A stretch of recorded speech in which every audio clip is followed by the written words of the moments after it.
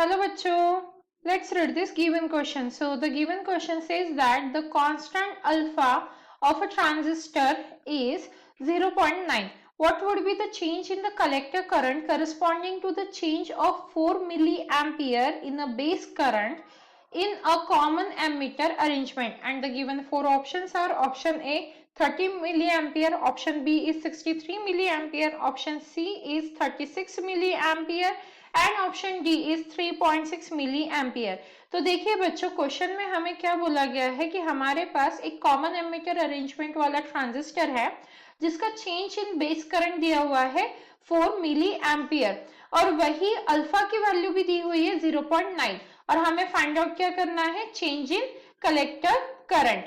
तो इस क्वेश्चन को सॉल्व करने के लिए हमारा की कंसेप्ट क्या रहेगा? सबसे पहला की कंसेप्ट रहेगा हमारा फॉर्मूला, और वो फॉर्मूला क्या है हमारा, beta. Beta is equals to क्या हो जाएगा यहाँ पे, delta I C by delta I B, delta I B.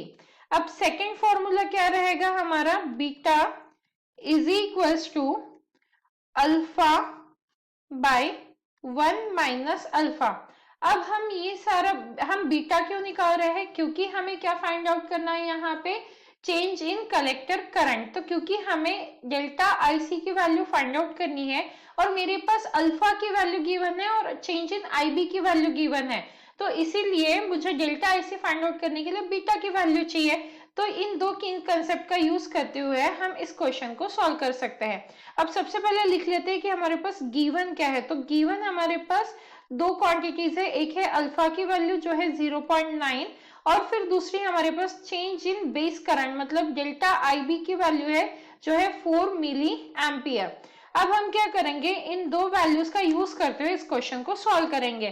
तो सबसे पहले अगर हम सेकेंड हमारा की कंसेप्ट यूज करें तो हमें बीटा की वैल्यू मिल जाएगी। बीटा इज इक्वल्स टू क्या है, अल्फा 1 माइनस अल्फा। तो अल्फा की वैल्यू सब्स्टिट्यूट करेंगे 0.9, 1 माइनस 0.9। तो इसे सॉल्व करेंगे तो क्या आंसर आ जाएगा हमारा, 0.9 बाय 0.1 इक्वल्स टू क्या हो गया, 9।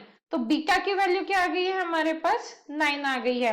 अब अगर हमारे पास बीटा की वैल्यू है तो हम हमारा फर्स्ट फॉर्मूला यूज कर सकते हैं।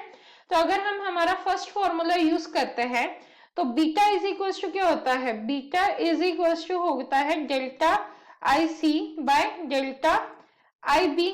अब वैल्यूज को सब्स्टिट्यूट करेंगे तो ये क्या आ जाएगा, 9 is equals to delta I C divided by 4।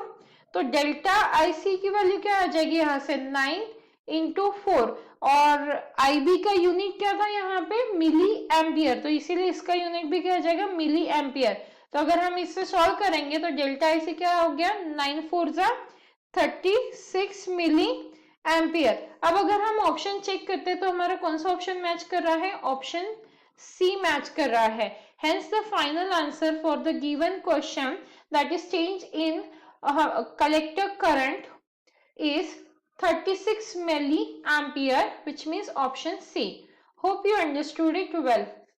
Best of luck.